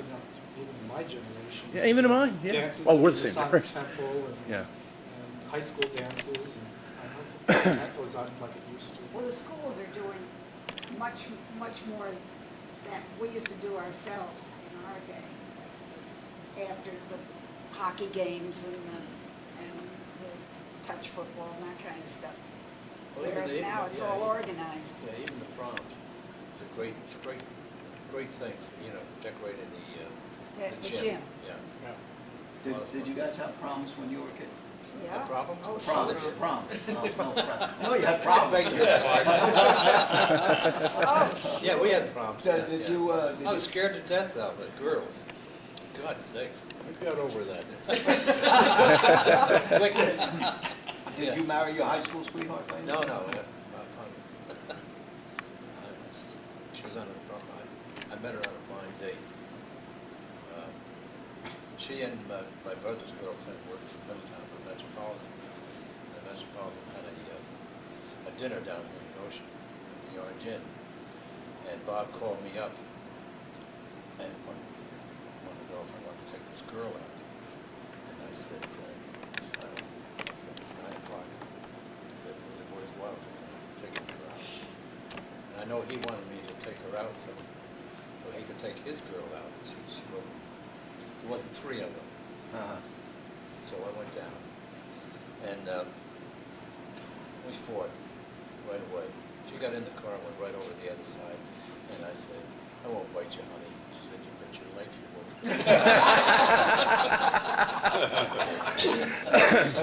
And we fought until we were married, then we ran out of fights. Then we fight it out. That's funny. Those proms involved getting your one sport jacket clean. Yeah. So, That was no soup of it. And the girls got a corsage, Right? and if you're lucky, wherever you bought it, they gave you boutonniere. And that was it. Yeah. No limos, no nothing. You got to ride home, or to and from with the family. And everything's very overproduced today. Funny story about that, it probably isn't apropos to this, but it might be apropos to the times. I don't know how many of you know Howard Cohen, or knew his mother who ran Oh, Sid. I guess there's a couple people that know. Had a lobster place out. what a devil. Sid and Ethel. Give us a little background on who that was. If you don't Well, mind. Sid had a bar in Florida, and he was married to a woman from Newburgh named Ethel Cohen. And she wasn't too pretty. That was an arranged marriage. But she had a mouth. She sure had a mouth. Oh, God. Lord, She ate well, too. And it stuck to her hips. Anyway, and Howard, the poor thing, was so beaten up by his mother that he just sort of a nerd. Nice looking guy, but just sort of a nerd. So Ethel got him a date for the prom there in Florida, and then she drove them. And Howard went to the prom with his date, and then they went, Ethel got him back in the car, and they're in the back seat. She drove out the back road somewhere and parked and says, now neck. yes, Mom. We were at their establishment one night when somebody sent back a lobster. I thought the whole place was going to explode. You didn't send back anything that she fixed. And the two of them got into the darndest arguments Oh, I right in front of know. everybody. He was trying to quiet her down. Sydney, don't you tell me to shut up. Oh, she'd start, man. Oh, And what were these people's names again? Cohen. Cohen. Sid Sid Cohen. and Ethel. Sid and Ethel Cohen. I don't think I knew that. Oh, it's, What restaurant do they have? It was, Sid and Yes. Ethel. Sid and Ethel. It was out in the Black Dirt. It was on the Black Dirt. Off road. they served lobster. That They was started they were on known a for side lobster. street in Florida where the library is, the little library was, around the corner from the I really wish I had known. drugstore. I really wish I had known Sid and his lovely miss. Tell you, Mrs. Oh, good. the lobsters were good. Yeah, food was good. Yeah. Sid, he was good. Oh, Lord almighty. Well, you went there for the argument because that was better than any floor shake. Yeah. I'd sit near the kitchen because you could hear all the swearing coming Oh, Lord. right out the door. They didn't spare the horses. There was another unique couple that had a restaurant here in Goshen over at the Orange Inn. I'm sure all of you remember the Liberts. Oh, yeah. And do you have any experiences about the Orange Inn that you want to? Oh, boy. Maybe not put on None that I can film. remember. Yeah, no. Or the Goshen Inn? Well, the Goshen Inn's gone through more restaurants. I remember when you could go down there and get a free glass of wine with your dinner. Yeah. I got to tell you That about. must have been a long Stein and wine, no, Steak and Stein. I, Oh, yeah. I have to tell you a story about the Orange Inn. You remember every year they used to have a humongous Christmas crowd. Every year, Christmas night. Kids The came kids out. came. It got to the point where, it was ridiculous. How that started, I was at a party, small party get-together, at the, those apartment buildings on the corner of Ludlam and South Street? Yes. Dead end, right? Right at the far left of that building lived a friend of mine named Larry Nyquist. And he was having a Christmas party one night, just a few friends. And this was 1977, and it started to blizzard really bad. And so let's walk downtown. We wound up at the Orange Inn, a bunch of us, maybe 10 of us, calling up a few people. By the time the night was over, it was like 20 people. And every year, it just got bigger and bigger and bigger. Finally, one night, there was a couple of really bad fights. One guy lost his teeth. And that's when Mimi Libert said, no, That's it. this is not what Christmas is all about. She never had another one. No. But we started that. She You even know had to who we she haven't had to have talked bouncers about because, is fire your friend, marshals were. Who's that? Max. Oh, Max Waldman. Oh, how can we leave Max Waldman out? Squirrel cage. Now, you must have stories about the squirrel Oh, cage. everybody Oh, has. Lord. You know, I Loving you has made me bananas. Yeah, that's right. Do you know I have that 45? I know, you made a copy for me, I have it. I got a great video of Max I The made. first time I ever met Max, he was walking around town. This has got to be, I'm going to say 1978 to 1980, somewhere in that area right there. Max was walking around town with a wooden stick with a lock on the end of it, a padlock on the end of it. And he came up to me. I didn't know the man from anywhere, didn't know who he was, and I think it was in the bank, and he stood next to me with this, and he said, tapped me on the shoulder. He said, "I want you to meet my friend here." And I said, "Well, who might that be?" He says, "This is a guy from the Black Dirt. He's my Polak friend." After that, I got to know Max. I remember. I knew Max at about 2 o'clock in the morning in the squirrel cage. He would get up on the table and start playing the kazoo. Yeah. And that's when the fun began. I've got videotape footage from New Year's Eve, 1984, or maybe it was 85. Yeah, I'll tell you one of these. The day Max died, and he died in April. Actually, it's 17 years ago. This week. Hasn't been the same to go out. Next week. No. And he died the same day Max died. Sammy Davis Jr.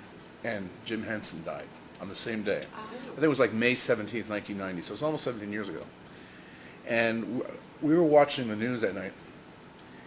And somebody mentioned on the news that 2 of the greatest entertainers died today. And I said to my brother Pete, no, 3 of the greatest entertainers died today. You know, he was great. And the footage I got, if I had known this was going to be this intense, I would have bought some. I would have prepared for this. I would have bought film footage and video. Well, we're going to do this again. Yeah, well, I'm going to have a video for you, Ray. That's great. You were never an adult in this community, the guys were, until they had their first drink over there. Max. Yeah, yeah, that's right. Yeah. That's right. Incidentally, he served 6 generations of my family. Really? My great-grandfather, my grandfather, my dad, me, my son, and my grandson. Of course, my grandson only has sofa. I had heard that was one of the longest or continuously running bars in America. It could be, because my grandfather apparently held the mortgage. And he would come in, this is what you have to do now when you have more rents due and things. You have to kind of sit on the doorstep. Right. Well, my grandfather would go down and pick up the mortgage payment. And that was the only, I think he was a teetotaler, but Max said he would always have a shot with him. Pick up his mortgage. And his So father. that had to be in the 20s. Yeah, well, Max's father, started that Rube. business. Rube. Right, Rube. Right. Yeah, junk man. He was a junk man, yes. Oh, Let God. me run in here and interrupt. I'll tell you one quick Max story. When I was teaching school over here, 4th grade, they changed the entire curriculum to social studies and local history. And I've been out horseback riding. We picked up the horses, the Harold Jonas's, and we were riding the trolley tracks. And that's how I found out about it. So I walked into the squirrel cage one night with my wife. It was a firematic affair. We were there until 2 o'clock in the morning, and things started quieting down. And I said, "Max, you know anything about the old trolley?" He said, "Just give me about a half an hour." He shuts the place down. It's me and my wife and Max. We were there until the sun came up. Started telling us about when the trolley went off the track and ended up in a mud pond. Now there were 2 very aristocratic women who lived up somewhere around where Joe Merritt is now, I guess. And they were riding on that and got their stuff all dirty on the way over to Midway Park. And he went on for 2 straight hours without taking a breath. Did he tell you about the House of Ill Repute up there? I told you about that. Oh, you told me. Yeah, he mentioned Not that I was too. there. No. Oh, I know, it was before your But time. as long as we're talking about Max and that trolley, let me tell this while I can. My granddad, of course, had a taxi in this community ever since the 30s. And but he always told this story, and nobody ever refuted it. On Fletcher Street yet today, going down the hill, you see a house being redone, another house in the back where Prosper Bellette Yeah. lived. That was called the Red Eagle Hotel. Oh, is that the one? That's the one. And behind Now we it, know. the old trolley tracks ran. Well, anyway, the guys from the town used to go out and see the girls out there, and they'd jump on the trolley and hang on so they didn't have to pay. They'd jump off, and then they'd catch the trolley on the way back from the Midway Park. But the other part of the story that was always so great, there was a Surrey with a fringe on top with a horse that's always stood right by the Erie station. And when the train came in, the dandies from down the city would go up, get in, they knew enough, get in the Surrey, nobody driving. Train pulled out, horse backed up, went on Grand Street, took him right on out to the house. When he was supposed to come back, he was there to meet the next train. Good. Nobody ever drove that horse, but he knew what he was supposed to do and when he was supposed to do it. Really? And this was a confirmed house of ill repute? Oh, yes, yes. Yeah? That house there, Which one is it, the brick one? I think we should get a label for it. Do you think the people who Historic own it marker. now would Don't you buy think they love that?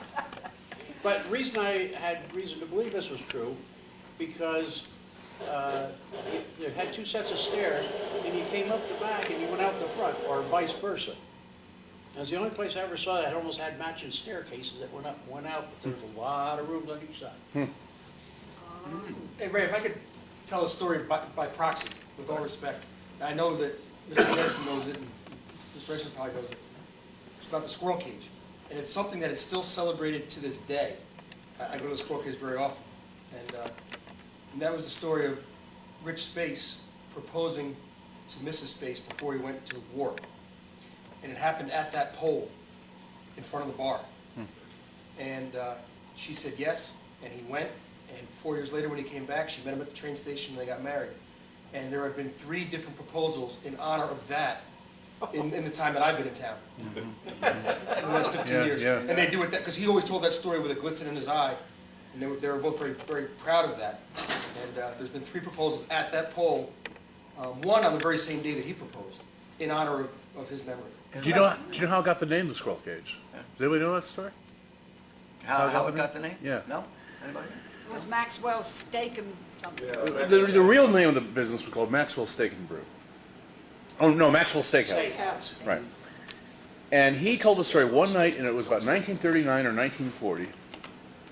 A guy came in who was an artist, and he got very drunk. And Max said, "What do you draw?" "Well, I draw anything." "Like what?" "Oh, squirrels." And he said, "Oh, really?" He went out to his car, got his paint box, and started drawing these squirrels on the wall. All over the wall.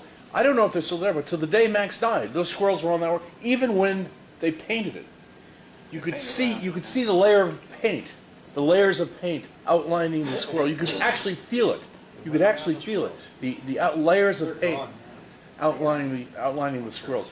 Because every time, how many times he did it, that Max had that building repainted over the years, he was meticulous about preserving those squirrels. That's how I got the name of the squirrel cage. And the thing was, and the weird thing was, the guy came in, Max had never seen him before, never saw him again. He was like probably a traveling artist. Never saw him again. Before it became the Steak and Stein, as Mary Grace says, that Steakhouse. Steakhouse. Maxwell Steakhouse. Yeah. That came about because some entity got involved there that he had to serve food to get his liquor license. Right. And that's when they changed it from the squirrel cage to Max's Boneless Steakhouse. chicken dinners. Yeah, exactly. I was just going to bring that up. His boneless chicken. He had Hard-boiled egg. Hard-boiled egg, right? probably the original microwave or whatever, a toaster oven, and they'd throw something in there, and then they'd have hard-boiled eggs and whatever, and pig's knuckles and all that Oh, stuff. he had those sausages. What do you call those? He had a name for that. Yeah, you did. Can't remember. When after he died, about 1991, a friend of mine bought that building, Pete Dime. Remember Peter Dime? Pete Diamond, sure. You remember Pete? And They were renovating, trying to put the building back together, and I was working with him on it. We went up to the attic of that building, and I went up there, too. the memorabilia that was up in that attic from, I'm going to say, pre-1900, but a lot of the memorabilia that we found was postcards from men in the war who had rode home to Max to tell him about what was going on in the war at that time. And there were boxes and boxes and boxes of this stuff, which I don't know what Peter did with. I tried to buy it from him, but he wouldn't sell it. But it was just to read these letters about, hey, Max, you remember tonight I met so-and-so in your bar over there? Well, I think we're going to get married when I get home, and all kinds of great letters like that. You would have loved to have seen this stuff. Yeah. But it's all gone. I think. I don't think he was. Which war? Yeah, that's a good question. Yeah, that's a good point. Actually, I know as a fact Max was born in 1910. Oh, then, No, it wouldn't even be World War One. 1910 and make him 30 in 1940. Yeah. That put him in there. I think he was in the Army. Probably too old then. It's 30, No, I think it was Dewey 36 Banker was the- 36 when he went to war. Dewey Banker and Merrill Shotgun. Why I remember that? They didn't stay in I have that no long. idea. Oh, but I know. There were no 36. And Harold Jackson too. It wasn't You two. start going There down were a three different of them street. went together. Yeah. Wow. my father used to take me to the ball game. Well, he took a lot of people from Goshen. A lot of the kids now come up to me and say, you know, your father took me to the Dodgers games. So, but I guess when he couldn't get any One of you to go. mail to go with him, he'd take me. And I remember stopping down on Wall Street someplace, and my father went in and he wondered what his chances were of being drafted. And they looked at him and they said, don't worry, you go. You got a face with 4F written all over it, Buster. My dad was not as big as I was, so. Wasn't there quite a lot of music at the Squirrel Cage late at night? Bonnie Crest, there was Oh, a fella, Bonnie. from Montgomery named Bonnie Crest, and then, Who lived across the Gus street? Schaefer. Gus Schaefer, he was all right till he got drunk. my Well, God, on top of that, he only had one hand to play the guitar, so now once he got drunk, you were drunk. Gus thought he was Louis Armstrong. Yeah. You know, you remember Louis Armstrong with the handkerchief or whatever? And Yeah. Gus always had, like Bob says, he had a bum arm, but he'd make sure he wiped that trumpet or whatever he played. All this stuff usually took place later in the evening, after 12 o'clock or so, and believe me, they would have some jam session. Oh, My God, they'd have, the ladies would start singing, and some of them had some beautiful voices too. I mean, and they'd play the music. Was it he It was who great. was propped up against the wall because he was so drunk? That happened to me once. that was probably Bonnie Chris. He had trouble sitting on the stool. yeah. That could be me there's any a night guy there. from Warwick too, what was his name? Sayre? Stan said, No, that's, Stan was a patriot. Well, I tell you, I wish, well, first I wish my Uncle Tom were here for this, because he'd have a lot of interesting things to say. But also Dick Cullen, he had some great old stories about Goshen. He's no longer here, unfortunately. Speaking of old stories, Harold Jonas, I'm sure you all know Harold. Anybody have a story about Harold Jonas? Oh, I have a letter that he wrote, but from this bicentennial thing. I just read it this afternoon and I started to laugh. They had sent him out to find out why people weren't selling the bicentennial books. Now, this is from 1964. Yeah. I still have one of those. No, that isn't it. but that where is wasn't bicentennial. 64. it? No, this isn't 64. This is- 250, right. That's This is the 88, and that's why we were having trouble figuring out what it was all about. But there was a letter in here that he wrote, well, Maurice Poliza, was it Poliza? yeah, Was in charge. Right. While Mary's looking for this, Harold's grandfather's uniform is in the closet there. This is an interesting thing that Charlie has to tell you about. oh, Harold Jonas' grandfather's That's his, right? uniform is in that closet. Well, you know that. That's, that uniform, that fireman's uniform, which is in that 1920s photograph there. Yep, right over there. Yeah, this photograph over here, that was his grandfather's uniform. Harold brought that down to the old Cataract Firehouse, and he went to Cliff Ashman, and Harold was our company historian. Cliff was at the time, but he said, "Now I know of your talents, I want you to put this together in a closet all its own, and I want it like sealed some way." So Cliff came down here and had some old rubber and some newspapers, and he built this cabinet in the corner of the wall. And when it came time to move that over here, we had one hell of a time taking it apart. It ended up, the only thing we preserved was the glass door. But he worked about 3 days putting that together for Harold, and then brought it up and showed it to him. Harold had some great stories. He had some wonderful One of the What first a stories sense I of ever heard from humor. Harold was when I was renovating the Wilcox Livery over there. You all remember the Wilcox Livery, which used to be called Banker's Garage. Dewey Banker. Dewey Banker's Garage. Was at the time that the firehouse next door used to house the horses on the second floor of that building. It was a livery. And he told me that when the fire bell went off in the tower, and that fire bell was recently removed, I guess you also. Downstairs. When that fire bell went off, the horses automatically, without direction from any human, used to come out of that stable, come down the ramp, I don't know if you remember the ramp it used to be, Sure. and line up in front of the firehouse. Oh, my. Just the sound of that bell used to do that. Wow. So, you know, that's the story I'm telling you about this horse. The yellow horse is going over here. And Ted Wager had a horse that was trained like that, too. That's another story. Ted Wanger had a horse that was trained like that? World War II, he made all his deliveries by horse and wagon. And he had a guy by the name of Brownie. He used to deliver for him. And Brownie went right up Grand Street and made all his deliveries for a year, months. Well, one day, Ted wanted to take his wife Sis out for a ride on a Sunday. So he says, come on, we'll do it different today. So he went up and he hooked the horse and wagon up, took him out of he was stabled right behind Greenberg's. There's a cinder block garage in it, Right. or was. I remember that. Anyway, they got him out of there, hooked him up, started him off, took him out, went over to Grand Street, that's fine. They were doing fine, and all of a sudden he says, that's enough, it's gonna go back. That horse wasn't gonna make any turns. The route is not finished until I say it. And he took him through the whole delivery route before he brought him back to the station. Huh. I heard that. I actually heard that story. Somebody was somewhere. telling me an old funny story about a horse that was loose downtown. And the police went to your Uncle Gene Deegan and said, your horse is out and it's Lois. downtown. Lois. So Gene gets out of bed, lives on South Church Street, had a horse in the barn. Goes down and gets the horse and drags it home.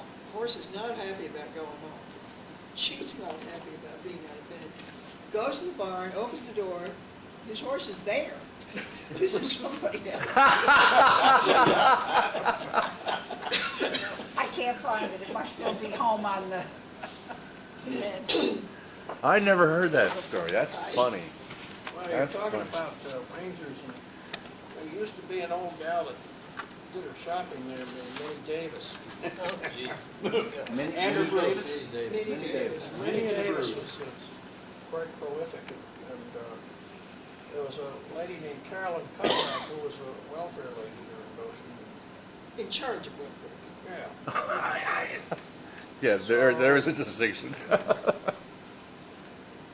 Carolyn went to see Minnie because Minnie was getting quite a lot of welfare and having more kids all the time. And she said to Minnie, well, I don't understand why you keep having these children.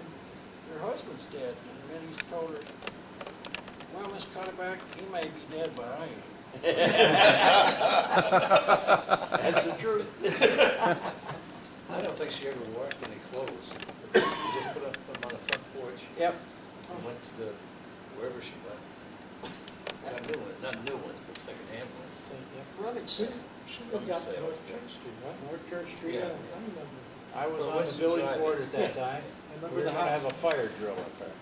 Cliff Johnson coordinated. So he got everybody, he says, told her, get everything out of her you want. She said, there ain't much I want. She packed it up, she went out.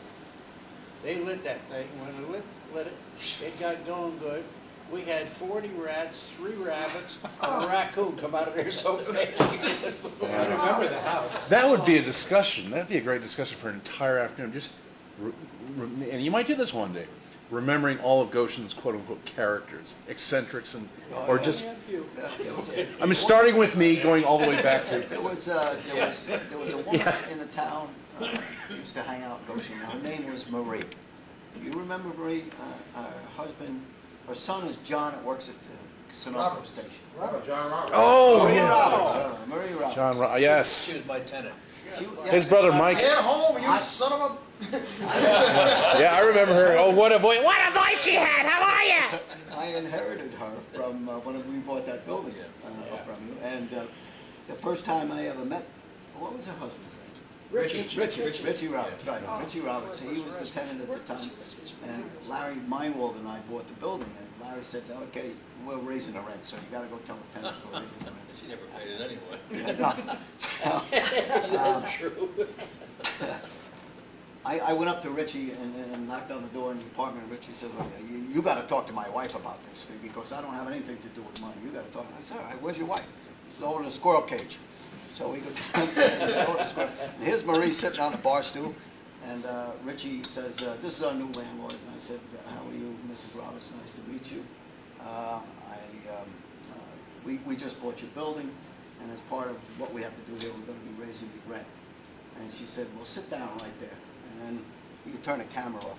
But This is not pretty. she says to me, you're the new landlord? I said, yes. She says, well, frig you.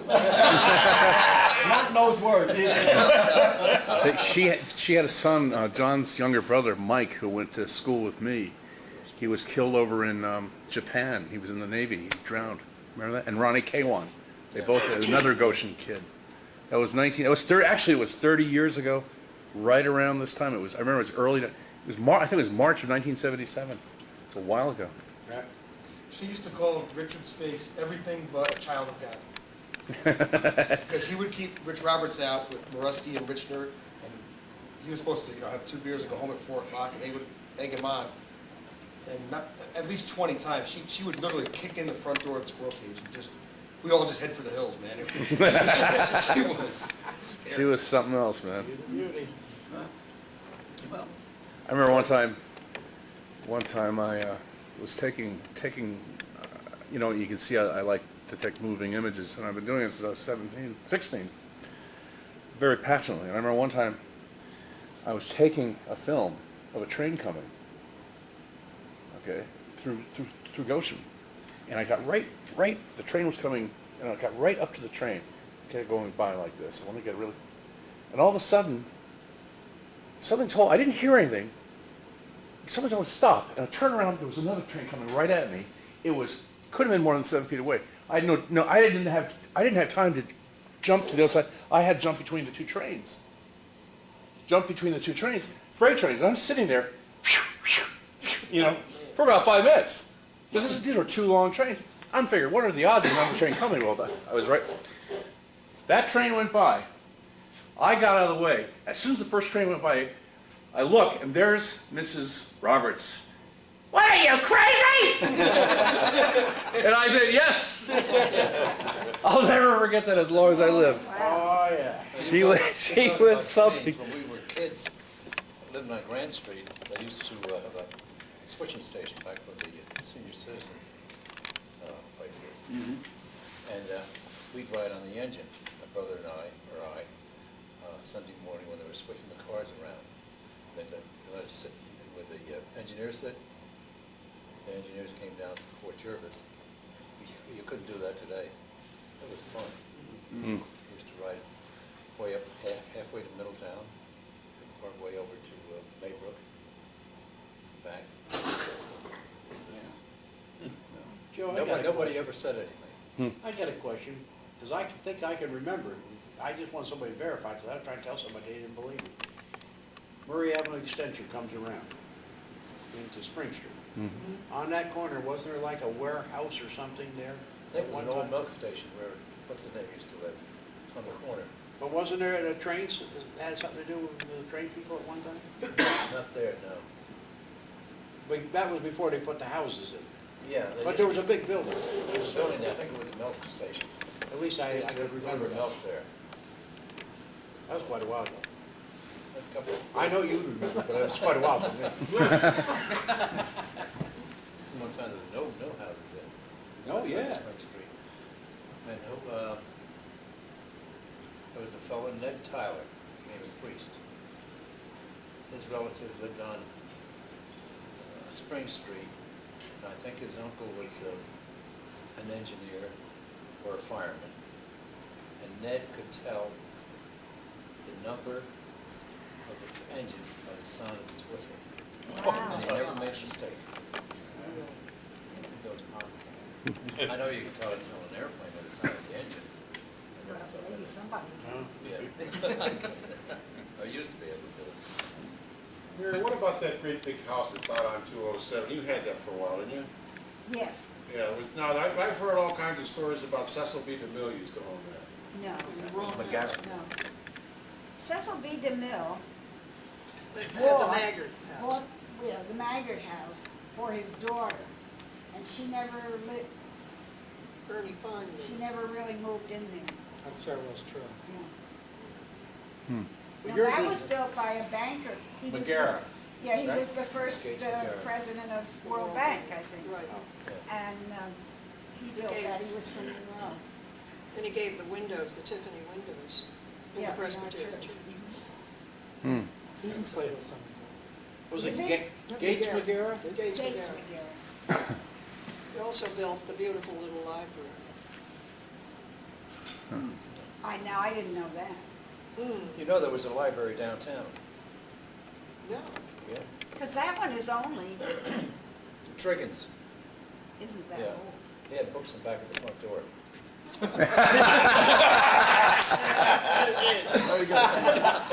Not too many people knew that, especially your I parents. said, I knew there was a punchline. Oh, yeah. He had Now, now, the Triggins were burned out of 5 different places, I heard. They had to be, I guess.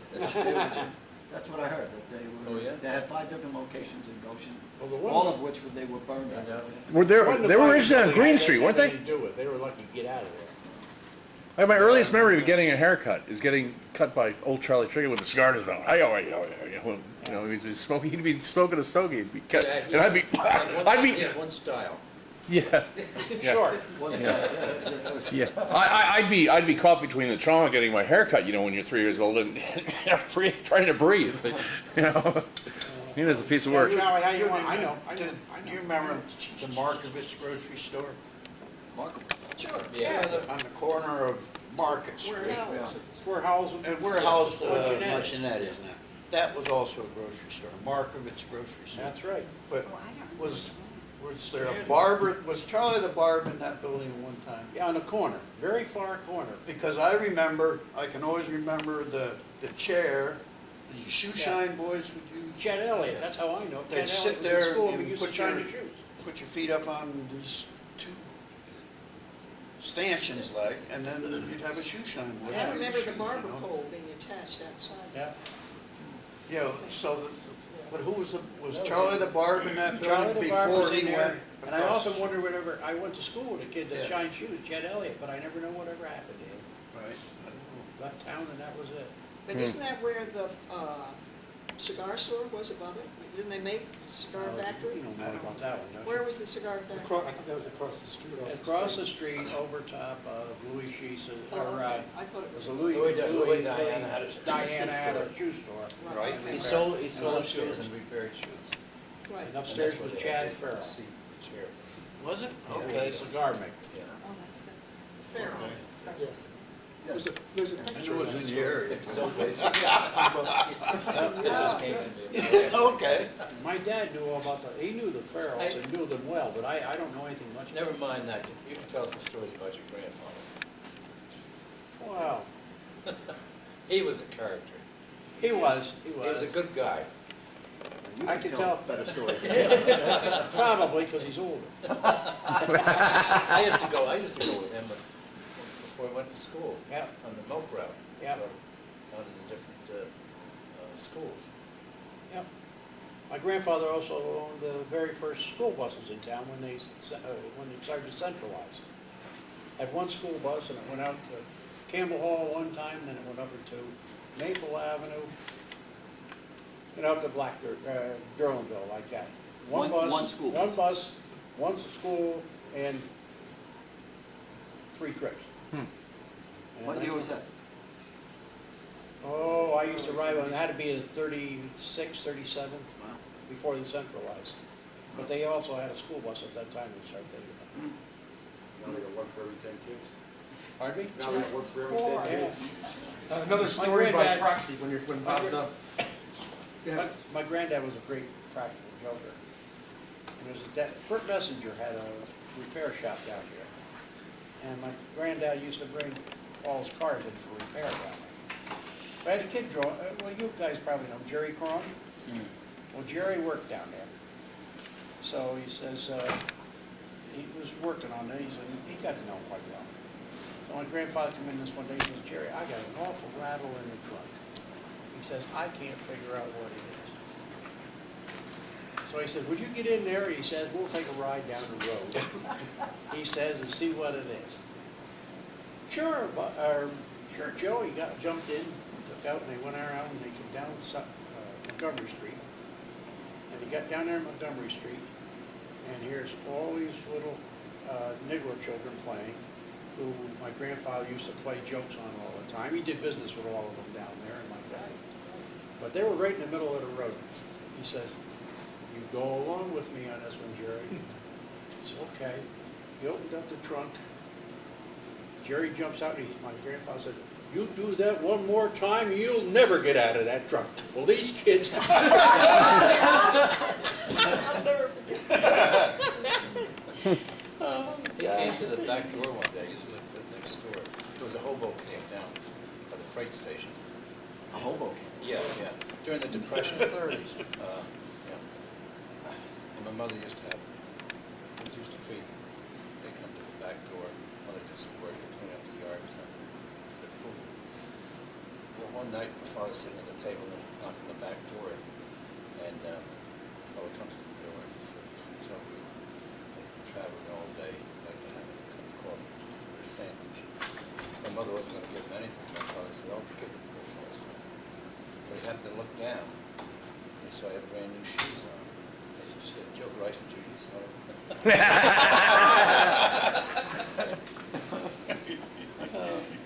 And he's great too, because he lived on the corner where the Realty is on the corner there. Rocktown Realty is? John, St. John's. Yeah, St. Yeah, John's. yeah, right. The Yeah. realtor. Well, that time it was his house, and then there was another house in the back, and there was a driveway that went around. And all us kids, the Bally's were next door, and we all used to play marbles there. And you'd be so engrossed in playing marbles. He'd come around in behind you, and he'd hit the horn. And I want to tell you, marbles went flying, kids went flying there. Oh, my Lord. And everybody used to get just so upset with him because all the things that he did. My Lord. Oh, yeah, but when we lived on South Street, he called my father up and said, this is Mr. Phillips. This is around in Halloween time. And he said, your boys took my front gate off my foot. I'm going in the front yard, and I don't know where they put it. I wish they'd bring it back. He said, well, I know it's Halloween and all that. And my father got very upset. I said, well, we never touched this fence. Nobody ever touched the door. Didn't have to go over there at all. Well, he changed his sentence over there to say, Mr. Phillips, and apologized for it. And Mr. Phillips said, I never called you. That's Joe Messenger. Just to get him stirred up. There was a fellow by the name of Del Sayer, and he was caretaker for old Mr. Keynes, who were now the Hall of Fame of the Trotteries. Well, Del used to go up and be like a little caretaker, sweep up. And then he'd always come down to the pantry and have his breakfast. And sometimes he'd stay a little long and all, like, or he'd come in a little late and things like that. So this one day, it's cold. My grandfather always came in the back door. And he says, to Footsy Hall. My God, Footsy, he said, I never thought old man Kane would be coming up here this time of day. Oh, I gotta go, Del says. He jumps right up, he grabs a hold of his coat, going to put it on. My grandfather turned the sleeves inside out. Well, you never, I mean, things like this. Went on and on. I went in the pantry one day, came home from service, I still had them tools on. And I couldn't get the door open. And your grandfather said, kick it, it's stuck. And I kicked it. And I broke the knob, and I broke the lock, broke everything. And he said, how would it fit? The door was locked, I should have used the other door. I don't know whether Joe ever paid for it or not. But they, little things like that. I never knew what he was going to say or what he was going to do. Well, as much as I'd like to keep going here this afternoon, I have to call this to an end because it's almost 3 o'clock.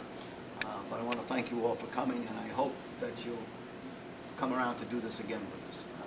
And Oh, I don't know how soon we would do It was this. fun. And This I'd like was to get a fun. couple more other people that would remember Goshen a little bit. And, I think if you can get Vince Maruska, he's got some stories. You got to get my Uncle Tom Cullen down here. Okay. You've Well, got to get him we'll down here. Isn't that right, several Joe? guys, all right? We'll Well, get several. that would be something we would ask of you. I'm sure that as we sat here today, somebody popped into your mind and, you know, you thought, boy, they, as Tom said, should have been here. So give us a call. Or if you see Ray on the street, we'll get a... That's where that's the only place I see Ray. Yeah. On the street. I know. He never comes home anymore. But, Maybe in another 6 months. Maybe we in the might fall. In the fall, we would do this again. But before you go, I wanted to give you a little gift for coming here. I only take cash. I don't know if you saw did you this. talk about this one? Anybody see this map? Do you know what this is? Does anybody know what this is? You should know what this is. It's been in Goshen for, It since doesn't have the 1875. mile track on. Well, this is in 1875, Beers Atlas, put out the Orange County Atlas. This is the documentation of Goshen, although it says the town of Goshen, it is the village of Goshen as it existed in 1875. This is a reproduction of that. The original map is only about half this size. But recently I had a tenant move into one of my new buildings down here, a state-of-the-art reproduction equipment, and one of the nice things about what he has is he can blow these things up to any size and without losing resolution and detail. And if you take the time to look at this, this is not only a map, but it gives you the names of all the people that were here in 1875. And it's a very interesting piece. And we had one of these made for each one of you, and I want to thank you. Very much. And by the way, there are only 12 of these in the world. You have one. You have one. Wow. This is the only reproduction of this size in the world right now. So, as of today, you are the only one in the world that have one. Thank you very much, Ray. Appreciate it very much. On behalf of the Cataract Engineering Hose Company, I'd like to assure you it's been my pleasure to have you here as our guest. Ray is an associate member. I sincerely hope that Ray and Maureen will consider holding the follow-up to this right here as guests of the Cataract. Thank you very much for coming. Thank you. Oh, this is, oh.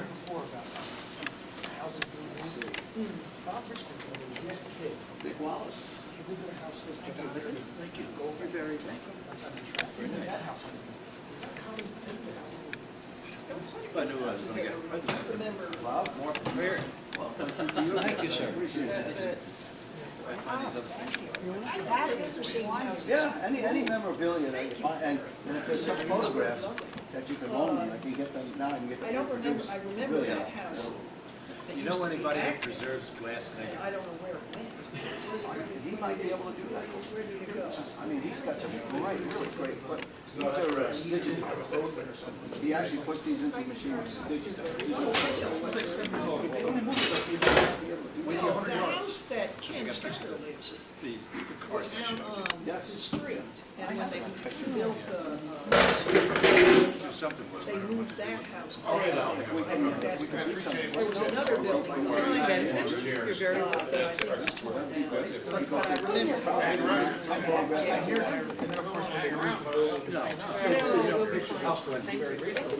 Yes. I didn't know you could do that. Yeah, right, I mean, it seems amazing that everything is cracked.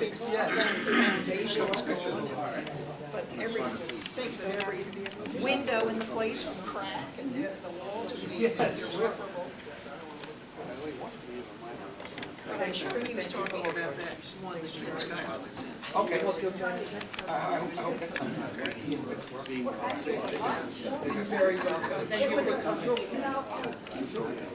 It was fun. It was fun. Well, Bob, Don't worry about it. I'm so used to it. Thank you, yeah.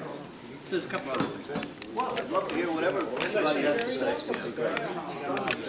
We'll, He does a good job. yeah, well, he does. We're going to turn this into CD.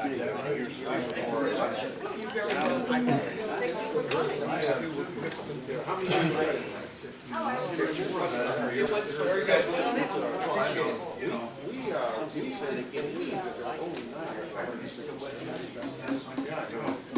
Yeah, Clarence Fraser. I remember Clarence Fraser. My mother teacher dropped his after service. We took those jeans. I held a hockey stick next to me and I skated in the middle of these guys. And I was so fun. next next to nice their, because, Yep. I don't know, it's all been drawn, there's the trolley. You know, We used to be able to go down no, Hotel Avenue. used to have There was a bridge. those, We call that Burris Bridge. And there was a junkyard. there's a lawyer in there now, I don't know. Oh, yeah. Dusty Well, let's see, we have Flatiron Building, the Wood Box.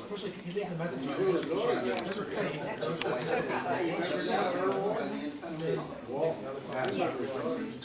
my, I would put down any.